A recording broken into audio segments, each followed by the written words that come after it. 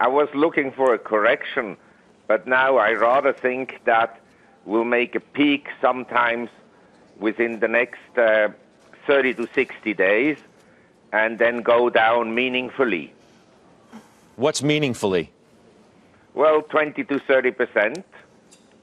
20 to 30%. So don't forget, many stocks are already down 10%.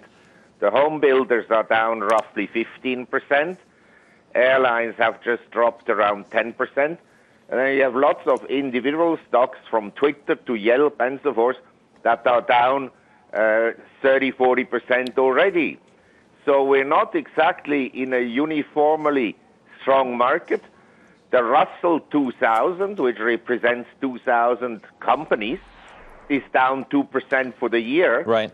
And big deal, the S&P is up 6%, whereas the Philippines, Indonesia, India, Thailand, Vietnam are all up between 15% and 25%. Yeah, well, from a much lower base. Let me just say, I mean, I'm sure there are people listening to this. They hear the fact, the headline, the hyperbolic headline that says we're heading for a crash of some 20 to 30%. And here's a guy who's made several calls over the past several years, the majority of which have not come to fruition.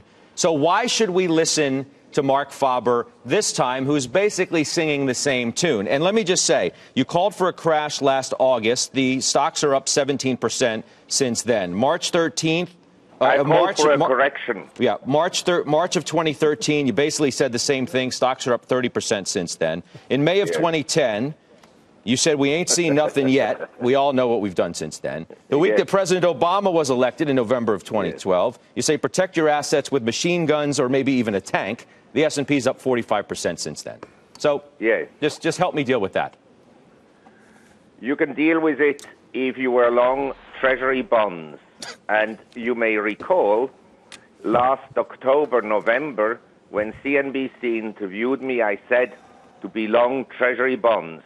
And Treasury bonds have outperformed equities this year. And by the way, I started to work in 1970. So over my career, somewhere, somehow, I must have made some right calls. Otherwise, I wouldn't be in business.